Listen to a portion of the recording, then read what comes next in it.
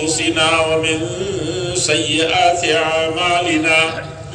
من يهده الله فلا مضل له ومن يضلله فلا هادي له وأشهد أن لا إله إلا الله وأشهد أن محمدا عبده ورسوله أما بعد فإن خير الحديث كتاب الله وخير الهدي هدي محمد صلى الله عليه وسلم وشر الأمور محدثاتها وكل محدثة بدعة وكل بدعة ضلالة وكل ضلالة في النار. أعوذ بالله من الشيطان الرجيم. بسم الله الرحمن الرحيم. يا أيها الذين آمنوا اتقوا الله حق تقاته ولا تموتن إلا وأنتم مسلمون. يا أيها الناس اتقوا ربكم الذي خلقكم من نفس واحدة وخلق منها زوجها وبث منهما رجالا كثيرا ونساء واتقوا الله الذي تساءلون به والأرحام إن الله كان عليكم رقيبا. يا أيها الذين آمنوا اتقوا الله وقولوا قولا سديدا يصلح لكم أعمالكم ويغفر لكم ذنوبكم ومن يطع الله ورسوله فقد فاز ومن يطع الله ورسوله فقد فاز فوزا عظيما. وقال تبارك وتعالى في موضع آخر من المؤمنين رجال صدقوا ما عاهدوا الله عليه فمنهم من قضى نحبه ومنهم من ينتظر وما بدلوا تبدیلا. بہت ہی معزز اور مکرم ہماری صوبائی جمعیت اہل حدیث کے ذمہ داران مولانا عقیل اختر مکی صاحب، مولانا شمس الحق صاحب اور ان کے تمام معاونین اور نائبین و اراکین، ہماری ضلعی جمعیت اہل حدیث کے تمام ہی اہم ذمہ داران، مولانا صادق صاحب، مولانا مستفیض الرحمن صاحب، مولانا عبد الواحد صاحب اور ان تمام کے نائبین اور متعلقین، ہماری مقامی جمعیتوں کے تمام ہی اہم ذمہ داران اور اس تاریخی شہر اور علاقے کے انتہائی معزز واسیوں، دینی اور ملی بزرگوں، بھائیوں اور ساتھیوں، ہم وطن بھائیوں اور ملت کی ماں اور بہنوں اور قوم کے عزیزوں اور نونہالوں، آج کیا یہ عظیم الشان اجلاس ہمیں ماضی کی تاریخ کو یاد دلا رہا ہے اور پاکڑ کی کانفرنس جس کے بارے میں نے کل عرض کیا تھا کہ ہندوستان کی تاریخ میں جو 34-35 آل انڈیا اہل حدیث صحیح معنی میں کانفرنسیں ہوئی ہیں، اس میں وہ کانفرنس حقیقت میں بڑی تاریخی حیثیت کی کانفرنس تھی. دلی کے رام لیلا میدان میں یا ملک کے کسی اور گوشے میں جتنی آل انڈیا اہل حدیث کانفرنس ہوئی ہیں وہ اپنی کئی حیثیتوں سے تاریخی ऐतिहासिक, हिस्टोरिकल और बहुत यादगार तारीखें रही हैं, और वो उन तारीखों के साथ इन कॉन्फ्रेंसों की एक हकीकत मुसल्लमा बनी जो सही माने में याद की जाती है। लेकिन पाकुड़ कॉन्फ्रेंस की तारीख अब सही माने में, सही तरीके से और हकीकी लफ्ज़ों में वो तारीखी और यादगार कॉन्फ्रेंस थी, और उसके सही सजावार और उसके हकीकी अहल आप ही हजरात थे।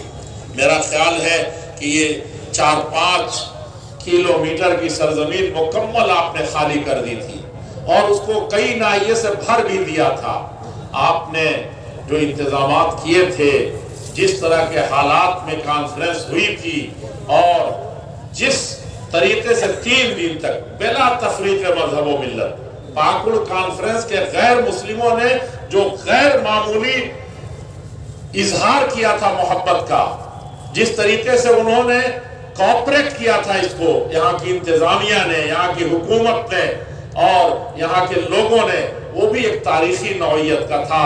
वो उसकी एक तारीखी हैसियत थी। लेकिन आपको ये नहीं भूलना चाहिए कि हिंदुस्तान की तारीख में सबसे ज्यादा अजीमुशान इतिहास आपकी है, इस इलाके की है, जिसे आप एक आम कौमी हैसियत से कहें तो उसको आप कह सकते हैं कि सीमांचल की या पूर्वी देश की, इसको पूर्वी देश भी कहा जाता था, बंगाला भी कहा जाता था, बिहार से लेकर के और सिलहट और उस आसाम के बहुत से खित्ते लिए हुए पूरा बंगाला, ये बंगाला कहा जाता था। इसकी बड़ी तारीख है, लेकिन वो तारीख सबसे, सिराजुद्दौला की तारीख आपने पढ़ी होगी, और हिंदुस्तान की सबसे पहली लड़ाई और सबसे पहली जंग जो आज़ादी के नाम पर लड़ी गई थी, और सही माने में पहला जो मोर्चा यहाँ के लोगों ने संभाला था, वो कहा जाता है कि आज़ादी की राह में या गुलामी के रास्ते में ये सबसे पहला मार्का था जो हिंदुस्तानियों ने लड़ी थी। मुत्तहिदा हिंदुस्तान के लोगों ने मुत्तहिद होकर के जो लड़ाई लड़नी चाहिए थी उस तरीके से तो नहीं हुई, लेकिन जिस तरीके से तने तनहा मैदान में कई मोर्चों को जिस तरीके से संभाले हुए देश की आज़ादी के लिए इस खित्ते के लोगों ने कुर्बानी दी थी, उसकी कोई मिसाल नहीं मिलती। और उसकी वजह आप थोड़ा सा पीछे जाकर के देखें, अल्लाह रब्बुल इज्जत वल जलाल ने फरमाया है, मिनल मुमिनीना रिजालुन सदक़ू मा अहदुल्लाह अलैह। आके मेरे बंदों में से कुछ ऐसे मर्दे मैदान हैं, कुछ ऐसे बहादुर हैं, कुछ ऐसे जबान के पक्के हैं और कुछ ऐसे सच्चे और वफादार हैं जो सदक़ू, सच कर दिखाया उन्होंने जो कुछ अल्लाह जल्ल शानहू से अहद पैमान बांधा था। और ये अहद पैमान क्या है कि अल्लाह जल्ल शानहू सिर्फ तेरा होकर के रहेंगे, तेरी मर्जी की खातिर जिएंगे, और तेरे बंदे दुनिया के जिस खित्ते में भी बसते हो, जिस रंगो नस्ल से ताल्लुक रखते हो और जिन बुनियादों पर वो परवान चढ़े हो, किसी काले को किसी गोरे से किसी तरह की कोई तफरीक नहीं है। कुल्लुकुम मिन बनी आदम व आदम मिन तुराब, सब आदम की औलाद हैं और इसीलिए सब भाई भाई हैं, सब मिट्टी से बने हुए हैं, सबकी हकीकत और असलियत सिर्फ एक है। ये अल्लाह के बंदों के लिए इन्होंने अपने आप को वक्फ कर दिया था। ये आयत नाजिल हुई थी सहाबा किराम के सिलसिले में, और उनमें से अक्सर ने इस वादे को पूरा करने के लिए अपनी जान अल्लाह के रास्ते में कुर्बान कर दी। वमिनहुम मन यंतज़िर, लेकिन उनकी नस्ल से, उनके खानदान से और उनकी औलाद से एक ऐसा सिलसिला भी है, कुछ ऐसे लोग हैं जो इंतजार में बैठे हैं कि अल्लाह से जो वादा है, अपनी जान दे करके हमारे बाप ने, हमारे दादा ने, हमारे पुरखों ने, हमारे बड़ों और असलाफ ने जिस तरीके से अल्लाह की खुशनुदी हासिल की थी, और वमा बदलू तब्दीला, हालात बदल गए, जुल्म की इंतहा हो गई, नफरत की सारी आंधियां बहाई गई और तूफान लाया गया अदावत और दुश्मनी का, بٹوارے کا، یہ سب کچھ ہوا، لیکن ان سارے جھکڑوں کا مقابلہ کیا کنہوں نے؟ انہوں نے جو اللہ رب العزت والجلال فرماتے ہیں وہ صحابہ کرام کی جماعت تھی. اور یہ سلفی حضرات، یہ اہل حدیث اسی منہج پر قائم ہے. اللہ کے نبی صلی اللہ علیہ وسلم نے فرمایا تھا کہ تم جو ہے یہ کامیاب رہو گے ہمیشہ، اور تم کو چھوڑ کر کے جا رہا ہوں شاہراہ سنت پر. ترکت فیکم امرین لن تضلوا ما ان تمسکتم بہما کتاب اللہ و سنتی. کہ میں تم کو چھوڑ کر کے جا رہا ہوں روشن شاہراہ پر، لیلھا کنہارھا لا یزیغ عنھا الا ہالک، تاکہ اس کی رات بھی دن کی طرح بالکل روشن ہے. جو قرآن کو اور حدیث کو لے کر کے چلتے ہیں زمانے میں کبھی بھٹک نہیں سکتے، زمانے کے طوفانوں سے کبھی ڈر نہیں سکتے. جہالت کی آندھیوں کا رخ موڑ دینے کے لیے یہ پیدا ہوئے ہیں. یہ ہماری تاریخ ہے، صحابہ کرام نے یہی کر کے دکھایا تھا. اور اللہ کے رسول صلی اللہ علیہ وسلم نے فرمایا، صحابہ کرام نے پوچھا کہ یہ کون لوگ ہیں جو کامیاب ہیں، کون لوگ ہیں جو نجات پر ہیں، کون لوگ ہیں جو گمراہ نہیں ہوں گے، کون ہے جو فرقہ ناجیہ ہے؟ تو آپ نے فرمایا تھا کہ یہی راستہ ہے جس سے ما انا علیہ اليوم، آج جس بنیاد پر، جس دستور پر، جس حقیقت پر میں چھوڑ کر کے جا رہا ہوں امت کو، جس پر میں قائم ہوں، آج کے لوگ قائم ہیں، اور میرے ساتھی میرے صحابہ جس پر ہیں، وہی حقیقت میں سنت کی راہ ہے، وہی حقیقت میں اصل راستہ ہے. اور انہی بنیادوں پر وہ پروان چڑھے تھے، صحیح طریقے سے انہوں نے قربانی دی تھی. اور دنیا کے انقلابات آئے، دنیا میں بڑی بڑی شورشیں پیدا ہوئیں، وہ کہیں بھی آپ نہیں دیکھیں گے کہ اس کتاب و سنت سے وہ ہٹ گیا. ہر جگہ قربانی دی، اور قربانی دے کر کے ساری انسانیت کو جئنا لنخرج العباد من عبادت العباد من عبادت العباد الى عبادت اللہ، کہا کہ ہم سارے انسانوں کی غلامی سے نکال کر کے اللہ رب العزت والجلال کی غلامی میں، اللہ رب العزت والجلال کی فرما برداری میں سب کو لے کر کے آنے والے ہیں. یہاں کوئی سب بھائی بھائی ہیں، کوئی تفریق نہیں ہے، کسی بنیاد پر بھی نہیں ہے. یہ ہمارا وتیرہ تھا، یہی ہمارا منہج تھا، یہی ہمارا طریقہ تھا. کسی کو بھی ہم نے کہیں بھی کسی طریقے سے حقیر نہیں سمجھا. وہ انسان ہے تو میرا بھائی ہے، وہ انسان ہے تو ساری مخلوقات کی ذمہ داری اس کے ذمہ ہے. اللہ کے پیارے رسول صلی اللہ علیہ وسلم نے جانوروں کے بارے میں بھی ہدایت فرمائی تھی، اور اللہ کے پیارے رسول صلی اللہ علیہ وسلم نے درختوں کو کاٹنے سے بھی، دشمن کا درخت، دشمن جس نے آپ پر تلواریں سوتی ہیں، اس درختوں کو بھی کاٹنے سے منع فرمایا تھا. کھیتیوں کو، دشمن کے کھیتیوں کو برباد کرنے سے منع فرمایا تھا. دشمن کے جو جانی دشمن تھے، ان کے پنڈتوں، پروہتوں، ان کے علماء، ان کے رہبان اور ان کے احبار کو بھی کسی بھی طریقے سے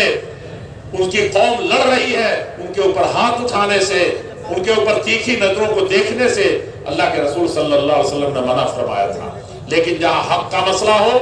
کسی کے لیے بھی اس حق کو دلانے کے لیے یہ کبھی اپنا اور غیر نہیں دیکھتے. یہ ان کی تاریخ رہی ہے، یہ ایسے ہی رہے اور اس راستے پر جمے رہے. آندھیاں بہتی رہی، طوفان آتے رہے، لیکن کہیں بھی وہ ڈگے نہیں. اور اس کے وارث حقیقت میں یہ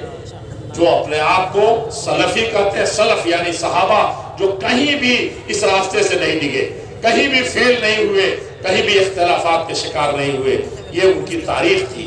یہی کام انہوں نے ہر زمانے میں کیا. امام مالک رحمۃ اللہ علیہ کا زمانہ آیا تو اسی طریقے سے ڈٹے رہے. اس کے بعد کے اتوار میں امام احمد بن حنبل اسی کتاب و سنت کی بنیاد پر ڈٹے رہے، اور کہیں بھی ان کے پاؤں میں کسی طریقے کی لغزش نہیں آئی. امام ابن تیمیہ کا زمانہ آیا، اور اس کے بعد خود امام بخاری رحمۃ اللہ علیہ طرح طرح کی ابتلاء و آزمائش کے شکار ہوئے، لیکن کہیں بھی ان کے پاؤں نہیں ڈگے. کتاب و سنت سے کہیں فتنہ نہیں ہونے دیا، کہیں شورش نہیں برپا ہونے دی، کہیں ایسا انقلاب کے نام پر کوئی فساد نہیں برپا ہوا. یہ ہماری تاریخ ہے. اور بعد کے ادوار میں ہندوستان میں تو پوری تاریخ اہل حدیثوں کی ہے. اور یہ جو آپ دیکھتے ہیں شیر شاہ آبادی ہے یا اہل حدیث ہے، اس خطے میں پورے پھیلے ہوئے बिहार के बहुत से हिस्से ये अब बंटवारा हुआ है, ये झारखंड अब बंटवारा हुआ है, ये बंगाल 2 टुकड़ों में अब हुआ है। और इसी तरीके से बहुत से लोग जो आसाम में फैले हुए हैं और बहुत सी जगहों पर फैले हुए हैं, मुख्तलिफ खित्तों में बटे हुए हैं। ये खित्ता सिर्फ एक है और इसी ने सबसे ज्यादा इस देश के लिए कुर्बानी दी थी। मैं अपनी बात एक अहम वाक़े से शुरू करना चाहता हूं और कहना चाहता हूं कि ये देश जब आज़ाद हुआ था, आज़ादी का परवाना 1947 में जब हमारे हाथ में हुआ आया, तो ये अजीब मसला है 1947 का। 1857 का वाक़या आप जानते हैं, 1947 का वाक़या अपने नज़रों में आप रखें। हमारे मुल्क के पहले वज़ीर आज़म पंडित जवाहरलाल नेहरू जब वज़ीर आज़म बन करके आए, देश जब आज़ाद हो गया, आज़ादी का परवाना हाथ में मिला, तो उन्होंने पटना का कष्ट किया था। पटना, और पटना आकर के उन्होंने, आप पश्चिम दरवाजा जाएंगे, सादिकपुर का नाम बहुत सुना होगा, वहां गए और मौलाना अब्दुल खबीर साहब, जो आपके आबाओ अजदाद के सही माने में नुमाइंदा थे, और यहाँ से लेकर के बंगाला की सरजमीन से लेकर के सरहद तक, जो इस वक्त पाकिस्तान में अफगानिस्तान का आखिरी सिरा है, वहाँ उन्होंने अपनी आज़ादी की जंग लड़ने के लिए वहाँ एक मरकज बनाया था। और आपका ये धुलियान जो है, ये एक बड़ा मरकज था और सबसे ज्यादा माल और इंसान यही से फराहम किए जाते थे। आप नेपाल में तराई पकड़े हुए चले जाएं, आप दूर तक काठमांडू से आप झंडे नगर यूपी से होता हुआ और उत्तराखंड से आगे बढ़ेंगे तो ये एक पट्टी है जहां आपको सलफी मिल जाएंगे, अहले हदीस मिल जाएंगे। ये सब आपके रास्ते बनाए हुए थे। ये शेर शाह सूरी ने जो रास्ता बनाया और जो आपको इस मुल्क को एक गिफ्ट दिया था, और लेकिन वो रास्ता जो बहुत संगलाख था, पहाड़ियों से गुजरता था, नाले और नदियों से होकर के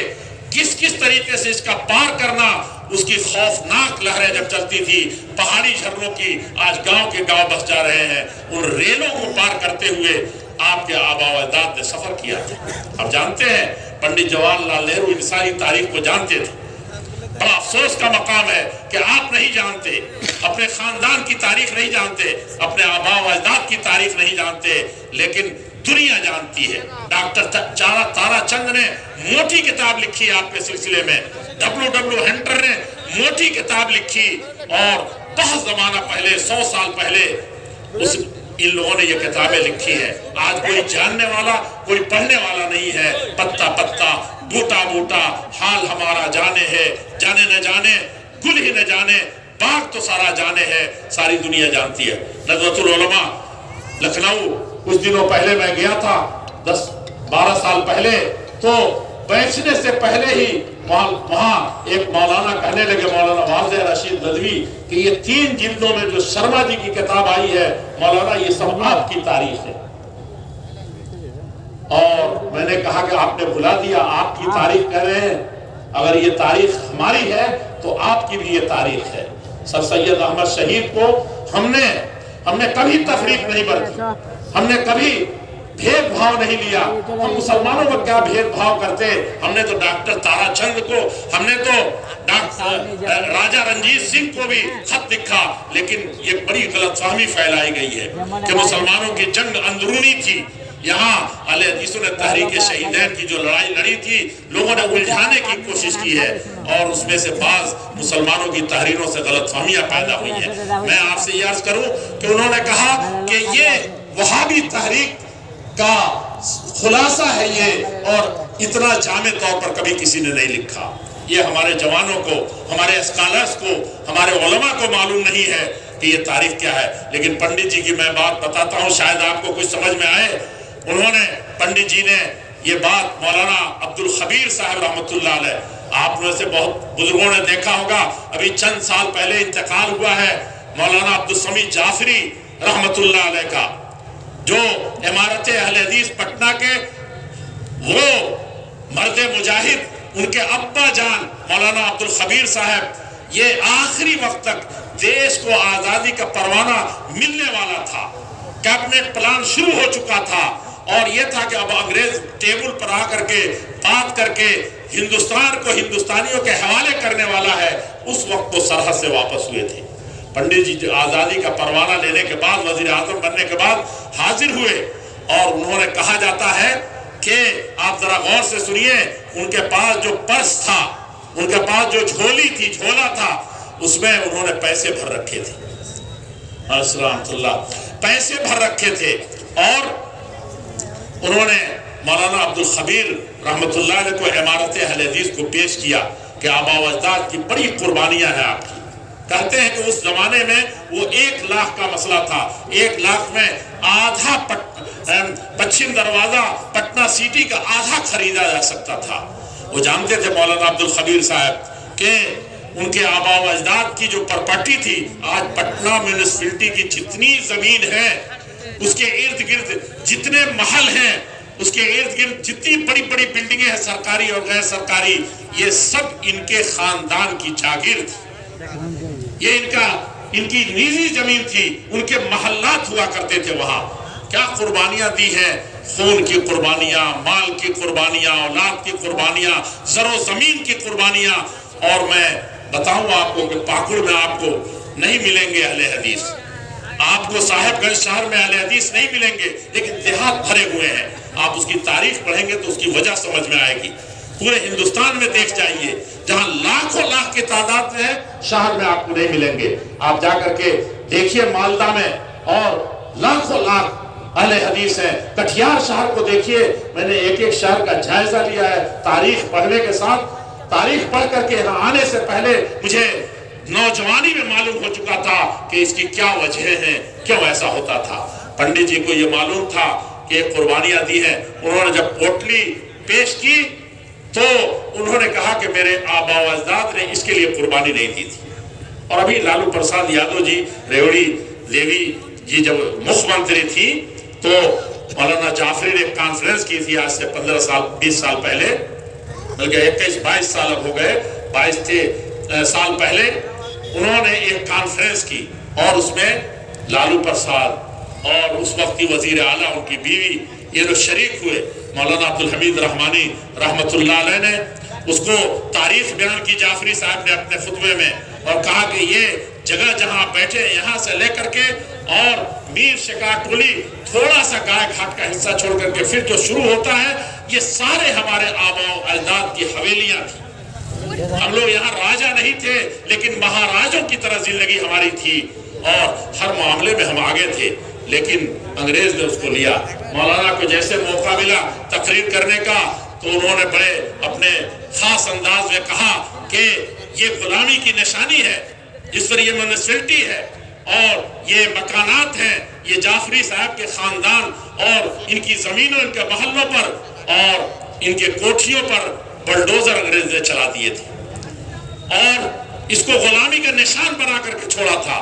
मैं आज अपनी बड़ी भावी जान से यह अर्ज करूंगा कि एक झाड़ू लें और ऐसे फेर दें और जाफरी साहब के हवाले कर दें। लालू जी हमारे बड़े होशियार थे, उन्होंने फौरन माइक थामा और कहा कि मैं भी इसकी तायद करता हूं, ये आज रात भर सोच ले,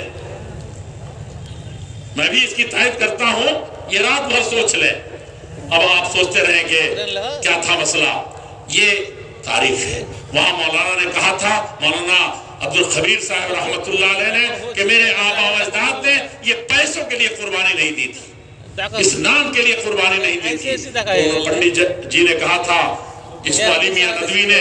अपने किताब रब्बानिया ला रहबानिया में लिखा है, अहले हदीस का नाम नहीं लिया है,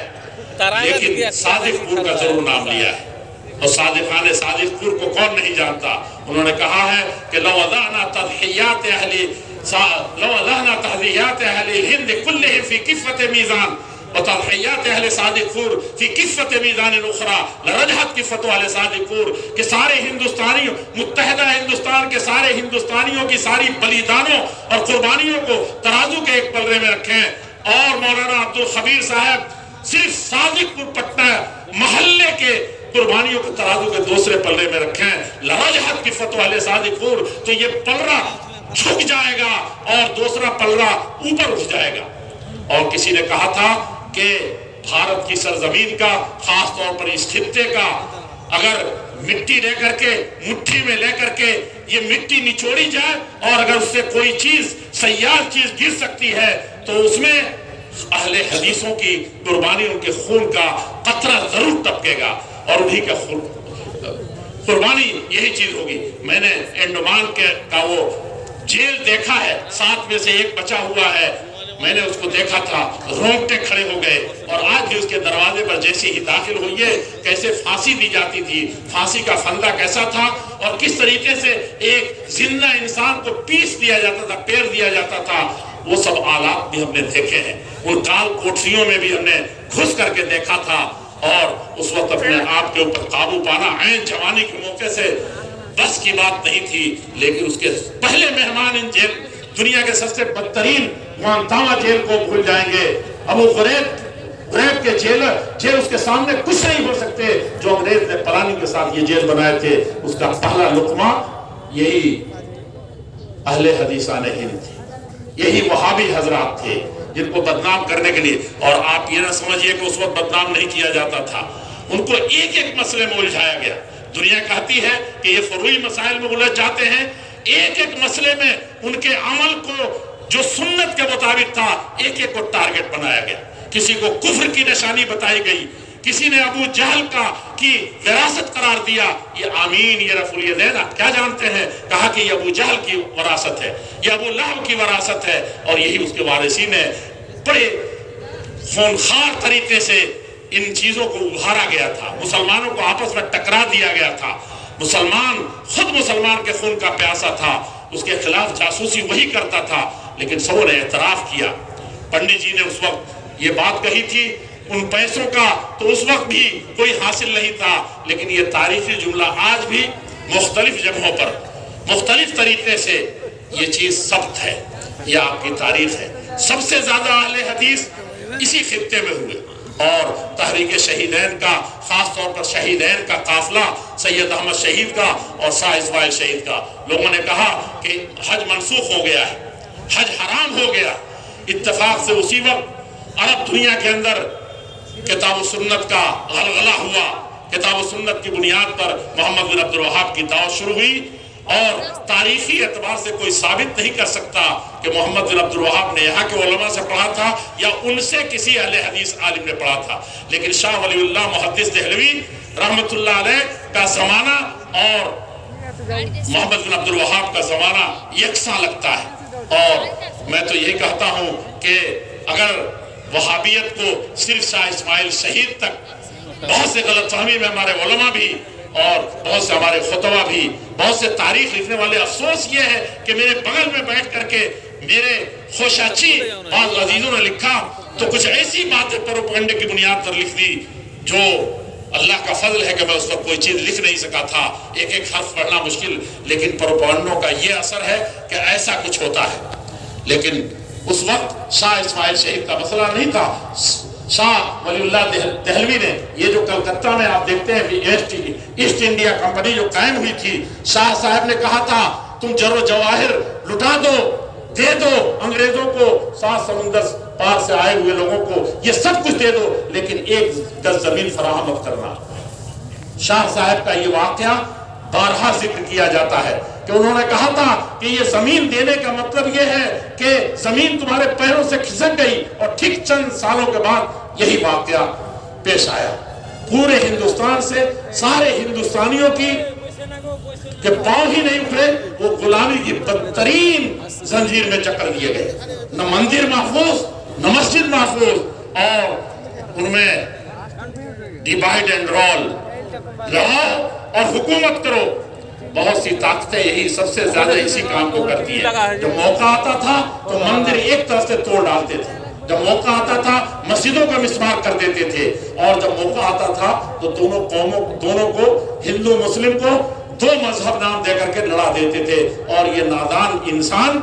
اسی سرزمین پر لڑتا تھا۔ نتیجہ کیا ہوا کہ بنگال میں ان کا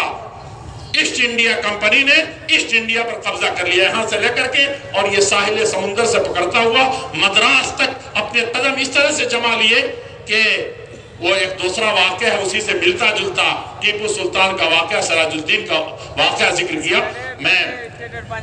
آپ سے موٹا موٹی یہ بات بتا دینا چاہتا ہوں کہ یہ سارے واقعات جو پیش آئے اور آخری واقعہ جو پیش آیا وہ کون سا تھا؟ 1857 کا۔ اس کے بعد ہندوستان مکمل طور پر غلامی میں چلا گیا۔ لیکن یہ بدقسمتی ہے کہ کسی بھی یہ کارندے جو ہیں یہ مورخ اس چیز کو نہیں لکھتے۔ کانگریس کے زمانے میں جب 100 سالہ تک پہلی جنگ آزادی کے نام پر 1857 کے حوالے سے جشن منایا گیا، اس میں افسوس کہ میں نے مسز گاندھی اس وقت تھی پریزیڈنٹ، اس وقت میں نے ان کو لکھا بھی تھا، ایک مجلس میں نے احتجاج کیا اور کئی لوگوں سے کیا، کانگریسی لوگوں سے، منموہن سنگھ جی سے بھی ہم نے 2 مسئلوں میں خاص طور پر یہ عرض کیا تھا۔ آپ کے پرنب مکھرجی، میں نے ان سے کہا تھا یہ پاکڑ کانفرنس کے حوالے سے جو ہم نے 2 مہینے کے اندر ریاض الصالحین شائع کیا تھا بنگلہ میں اور چھاپ کر کے ہزاروں کی تعداد میں اس کو تقسیم کیا تھا، ان کو میں نے دیا تھا پرنب مکھرجی جی کہ یہ لیجئے، اور اس سے میں نے کہا تھا کہ آپ کو کچھ جہاں سے آپ جس 99% ووٹ سے جیت کر کے آپ یہاں موجود ہیں، وزیر خزانہ ہیں یا کیا ہیں، آپ کو پتا ہے کہ وہ کون لوگ ہیں، کیسے ہیں، کن حالات سے گزر کر کے آئے ہیں اور ان کی تاریخ کیا ہے۔ تو جب ان کو بتانا شروع کیا میں نے کہا کہ 99% مسلم ووٹ کا یہی لوگ ہیں اور بقیہ اکثریت ہی آپ کا یہی معاملہ ہے۔ میں نے ان سے بھی احتجاج کیا کہ اس میں بڑی بدقسمتی یہ ہے کہ اس میں یہ جو اتنی بڑی فہرست ہے مجاہدین آزادی کی، خصوصاً 1857 کی، جنرل بخت خاں جس کو آپ کہتے ہیں کہ میرٹھ سے یہ قافلہ چلا تھا اور اس کا جنرل اور اس کا اگوا، اس کا قائد یہ جنرل بخت تھا۔ آپ کو پتا ہے کہ یہ کون تھا؟ یہ میرٹھ سے جو قافلہ چلا تھا جس میں ہندو بھی شریک ہو گئے تھے، مسلم بھی شریک ہو گئے تھے، بلا تفریق سارے مسلمان، سارے ہندو اس قافلے میں شریک ہوتے چلے گئے تھے۔ آپ کو پتا ہے کہ یہ 1857 تو یہ پہلی جنگ نہیں ہے آزادی کی، اس سے پہلے ہم نے 25 جنگ لڑے۔ پاکڑ کانفرنس کی ایک دن اور ہے جس کے بارے میں مولانا اسحاق بھٹی رحمۃ اللہ علیہ نے، شاید ترجمان آپ نے پڑھا ہو، 11 صفحے کا مضمون لکھا تھا اور لکھا تھا کہ پاکڑ کانفرنس پتہ نہیں کیسی ہوگی لیکن ہم پاکستان میں بیٹھے ہوئے اس کی گونج یہیں سے سن رہے ہیں، اور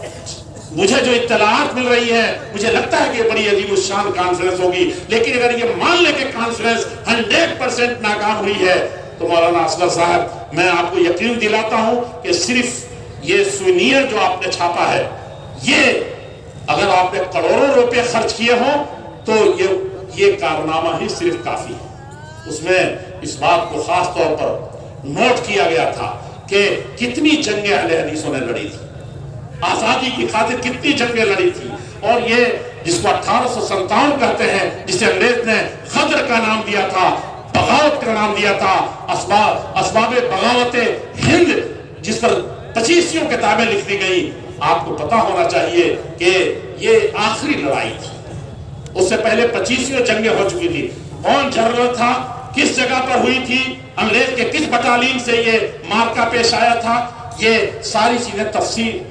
تفصیل کے ساتھ نہیں، ڈیٹ کے ساتھ ان ساری جگہوں کو ہم نے کوٹ کیا۔ میں نے کہا کہ یہ تاریخ ہے، یہ چھپی ہوئی ہے۔ ڈبلیو ہنٹر نے بھی کہا ہے، جو مسلمانوں کا نہیں یہ وہابیوں کا سب سے بڑا دشمن تھا، اور اس نے تنہا ذمہ دار ٹھہرایا تھا کہ انگریز کے خلاف جتنے بنگال سے لے کر کے اور سرحد تک جتنے مارکے ہوتے ہیں، اس کے آگے بھی اہل حدیث ہیں، اس کے پیچھے بھی اہل حدیث ہیں۔ البتہ اس وقت اہل حدیث نام لینے سے لوگوں کے دلوں میں کہیں نہ کہیں سے محبت ہوتی، تو اس کو وہابی کے نام سے مشہور کیا گیا تھا۔ یہ ساری باتیں میں نے بتایا کہ یہ ساری چیزیں ہیں۔ تقریباً 25 منٹ تک پرنب جی کے ساتھ بیٹھے رہے۔ بات چیزیں جب ایسی آئیں تو وہ دیکھا کہ مسلسل ریاض الصالحین پڑھے چلے جا رہے ہیں، تو میں نے کہا کہ سنا ہے کہ پڑھنے میں بڑا دلچسپی آپ رکھتے ہیں، لیکن اس وقت ہم لوگ کچھ اور گوش گزار کرنے آئے ہیں، کچھ اور کہنے آئے ہیں۔ تو انہوں نے کہا کہ یہ چیز مجھے معلوم نہیں تھی، لیکن یہ جو آپ نے چھاپا اس میں تو بڑی پیاری پیاری چیزیں ہیں، دھرم کے بارے میں بڑی شکایتیں ہیں۔ میں نے کہا کہ ہم آئے ہیں انصاف لینے، ہم آئے ہیں حق کو، آپ چاہتے ہیں کہ یہ دیش صحیح معنی میں دیش کے آزاد کرنے والوں کو، تو ہم کو جاننا چاہیے کہ یہ کون لوگ ہو سکتے ہیں۔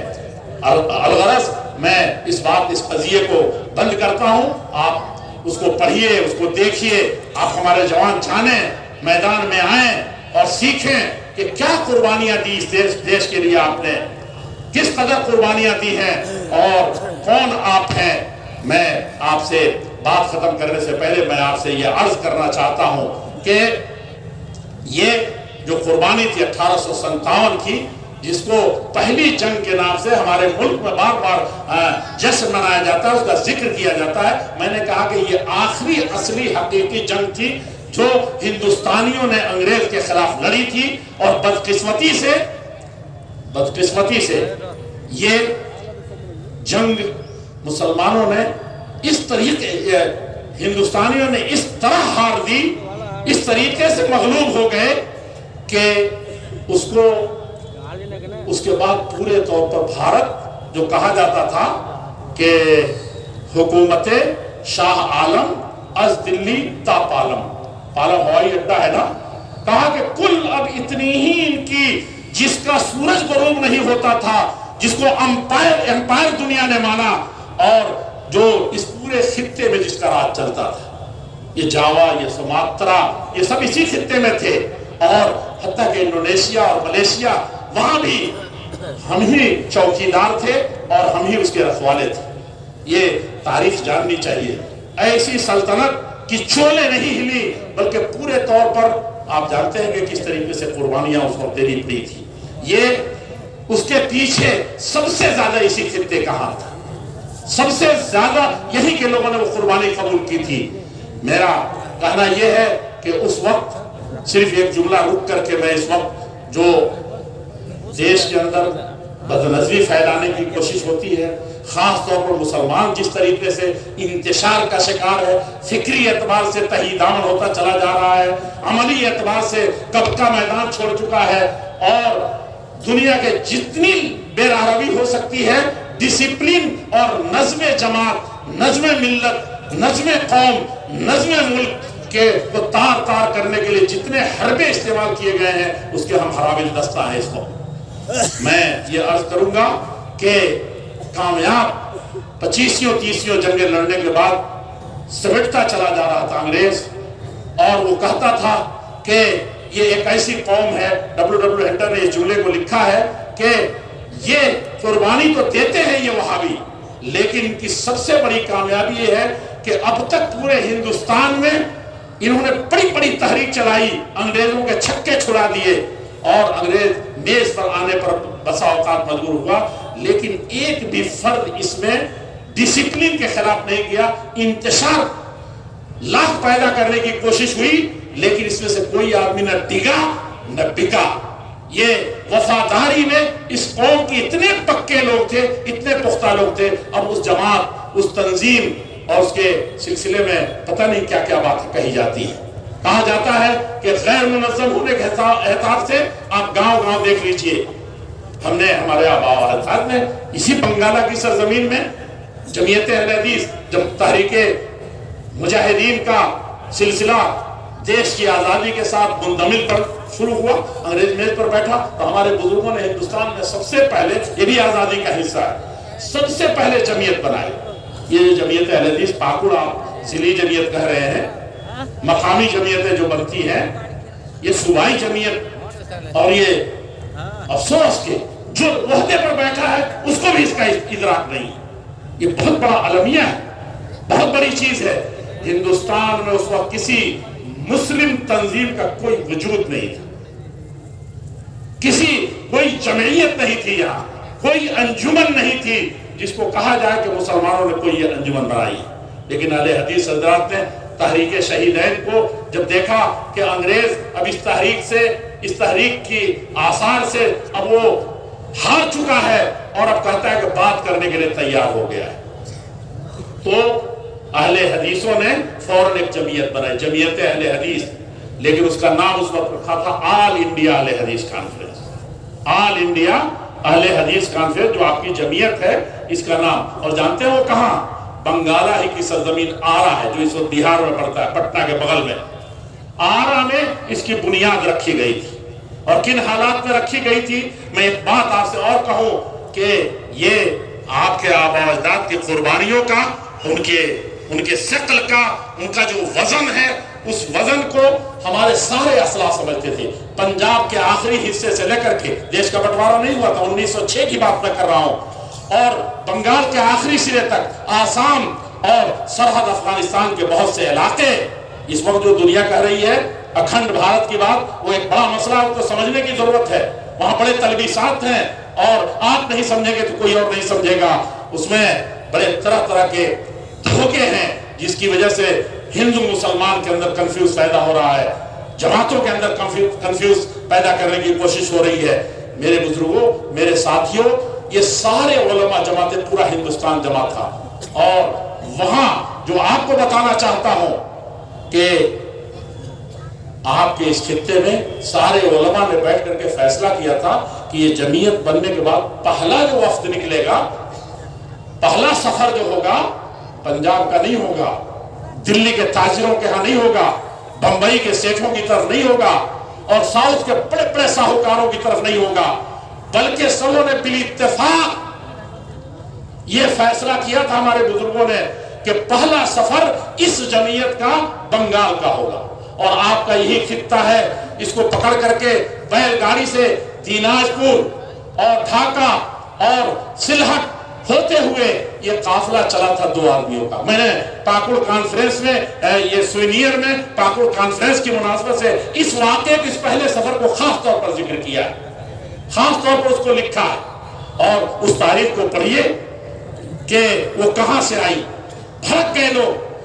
بھٹی صاحب تو کہتے تھے کہ مولانا یہ کیا چیز ہے، بات چیزوں پر نقد بھی کیا انہوں نے کہ اس کی تصحیح کی جائے، یہاں ایسے ہے، لیکن کہا کہ یہ چیز اتنی عظیم ہے،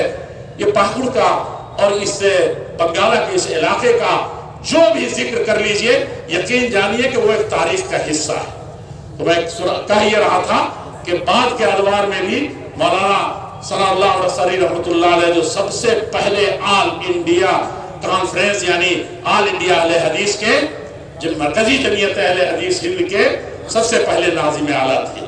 اور اس کے صدر مولانا عبداللہ غازی پوری شیخ المشائخ، ابھی ان کی کتاب مرکزی جمعیت نے چھاپ دی ہے، اور دوسری جلد میں آیا ہے۔ پہلی جلد میں تو آپ حضرات کا ذکر ہے، جھارکھنڈ کا، بہار کا، خاص طور پر بہار کا ہے، شاید وہ متفرقات کے طور پر جھارکھنڈ کا الگ سے آئے، لیکن پہلی جلد میں بہار کا، دوسری میں مولانا عبداللہ غازی پوری اور تمام میاں صاحب کے شاگردوں کا دبستان نظریہ کے نام سے یہ چیز آ رہی ہے، وہ اس کے صدر بنے تھے۔ لیکن انتخاب کیا ہوا تھا بنگال کا کہ یہ 2 مولانا ابراہیم میر سے الکوٹھی رحمۃ اللہ علیہ اور مولانا ثناء اللہ رسری، اس واقعے کو پڑھیں گے تو آپ کے آنکھ روشن ہو جائے گی، کیسے ہمارے علماء سفر کرتے تھے اور کس طریقے سے جاتے تھے۔ لیکن سفر سے لوٹنے کے بعد جو انہوں نے شجرہ لکھا ہے اور جو سالانہ رپورٹ میں پیش کیا ہے، وہ بہت دل دہلا دینے والا ہے، اس کو جاننے کی ضرورت ہے۔ میرے بزرگوں، میرے بھائیوں، تو میں نے یہ احتجاج کیا تھا کہ کالا پانی میں پہلا قافلہ اور پہلا مجرم کے حیثیت سے اس دیش کی آزادی کے نام پر اٹھنے والوں کو مجرم اور باغی کہہ کر کے لے جایا گیا تھا، یہ اہل حدیث تھے۔ اور میں اپنے بھائیوں سے بات کروں، عمل و کردار کی دنیا میں ان سے اچھے لوگ نہیں تھے۔ کہا جاتا نہیں، تاریخ کی کتابوں میں لکھا ہوا ہے، تاریخ عجیبہ پڑھیے، وہ تو بہت بات کی، مرعوبیت کے زمانے کی اور بہت خاص حالات میں لکھی گئی۔ علامہ تھانیسری رحمۃ اللہ کو اللہ جل شانہ کروڑ جنت نصیب کرے، سر سید احمد خان رحمۃ اللہ علیہ کو اللہ تعالیٰ کروڑ جنت نصیب فرمائے۔ ان حضرات نے اہل حدیثوں پر جو مظالم توڑے جا رہے تھے، اس کو ایک خاص پس منظر میں خاص تاریخ لکھی ہے۔ اس وقت میں دیکھتا ہوں کہ اہل حدیث مورخین اور علماء بھی اس کو اس خاص تناظر میں لے کے جا رہے ہیں، اور کچھ دوسرے لوگ ہیں جس کی بنیاد پر بہت افسانے کر رہے ہیں، اور جماعت بیچ میں ہچکولے اور اس کی تاریخ کا تیا پاشا کیا جا رہا ہے۔ بہت ہوشیاری اور دینداری اور دلداری سے اس کو پڑھنے کی ضرورت ہے۔ میں یہ عرض کروں کہ مولانا عبداللہ صاحب صادق پوری رحمۃ اللہ علیہ کو انگریز نے جب پھانسی دینے کے لیے بلایا، کہا کہ آج ججمنٹ تھا کہ اتنا یہ جیل کاٹ چکا، اور آج وہ کہا یہ جاتا ہے، کتابوں میں لکھا ہوا ہے تاریخ میں، کہ مولانا عبدالسمیع جعفری کو کسی نے دیکھا ہے اس میں؟ دیکھا ہے مولانا عبدالسمیع جعفری دبلے پتلے سے انسان، چھوٹے سے، اور جب میں مولانا کو دیکھتا تھا تو مجھے فوراً میرے زبان پر یہ شعر آتا تھا، تر رجلا نحیفا فتزدریہ وفی اصوابہ اسد ضریع۔ مولانا بڑے ادیب قسم کے آدمی تھے، اردو ادب تو ان کا بڑا چھوٹا تھا، لیکن عربی میں بھی بڑا کمال حاصل تھا ان کو، ادیب تھے مولانا، پڑھ کر کے بالکل وہ ہو جاتے تھے، لگتا تھا ان کے تنے مردہ تو نہیں کہوں گا، تنے ضعیف میں لگتا تھا کہ قوت ابھر آئی ہے۔ مولانا ٹھیک انہی طرح سے منحنی سے، چھوٹے سے، دبلے پتلے انسان تھے۔ ان کے آباء و اجداد میں مولانا عبداللہ صادق پوری رحمۃ اللہ علیہ، انگریز نے جب بلایا اور کہا کہ اس کو، ان کو خون پیشاب ہوتا تھا، پیشاب جب کرتے تھے تو صرف خون ہی ہوتا تھا، اور چکی جو ان کو پیسنی ہوتی تھی، بوجھ جو اٹھانا پڑتا تھا وہ اٹھا نہیں سکتے تھے، لیکن خاص طور پر ان کو اٹھایا جاتا تھا، جس سے ان کو کئی طرح کے امراض پیدا ہو چکے تھے۔ لیکن جس دن ان کو پتا تھا کہ آج آخری سنوائی ہے، آج آخری فیصلہ ہے اور ان کو پھانسی دی جائے گی، اس دن وہ آئے تو جیسے ان کے آباء و اجداد پورے ہندوستان میں جب چلتے تھے تو ان کے سامنے جوانوں کا، تاجروں کا ایک اپنی جان قربان کرنے کے لیے، ملک کے لیے، ملت کے لیے، انسانیت کے لیے سینہ تان کر کے چلتا تھا۔ آج وہ اسی رنگ میں آ رہے تھے، اہل حدیثوں کے قائد اسی رنگ میں آئے۔ انگریز جج نے جب دیکھا تو کہا کہ اس طریقے سے جیسے رنگ گھمسان کی رنگ ہو اور اس میں کوئی شیر ببر اچھلتا ہوا آ رہا ہو، کہا کہ آج ویسے آ رہا ہے۔ دیکھا تو اس کے چہرے پر